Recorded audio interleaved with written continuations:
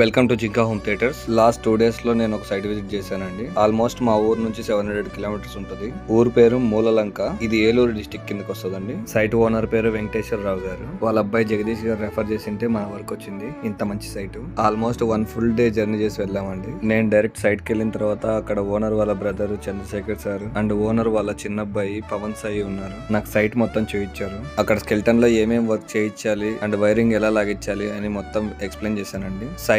Site location చాలా అంటే చాలా అద్భుతంగా ఉందండి. Thank you so much sir, నన్ను ఎంతగానో నమ్మి సైట్ విజిట్ కి అంత దూరం నన్ను పిలిచినందుకు. ఈ సైట్ ఎలా వచ్చింది అని ఫుల్ డీటెయిల్స్ మీకు ఫ్యూచర్ లో నేను అప్డేట్ ఇస్తాను. ఈ సైట్ కి వెళ్ళినందుకు చాలా ప్రేమగా చూసుకున్నారండి సార్ వాళ్ళ అమ్మగారు. ఈ ఫోటోలో కనిపిస్తున్న ఆమె అండి. నాకు ఆమెను చూడగానే మా అమ్మమ్మ గారే గుర్తొచ్చారు. సైట్ విజిట్ అయిపోగానే సరదాగా అలా మంగినపూడి బీచ్ కి వెళ్ళిపోయాము. బీచ్ వ్యూ అయితే నెక్స్ట్ లెవెల్ లో ఉంది. నేను కర్ణాటక సైడ్ బీచెస్ ఎక్కువ చూసాను, బట్ ఏపీ బీచ్ చాలా తక్కువ చూసాను అనమాట. సరదాగా అలా ఫొటోస్ దిగాము. పిక్స్ ఎలా ఉన్నాయో కామెంట్ సెక్షన్ లో కామెంట్ చేసి చెప్పండి.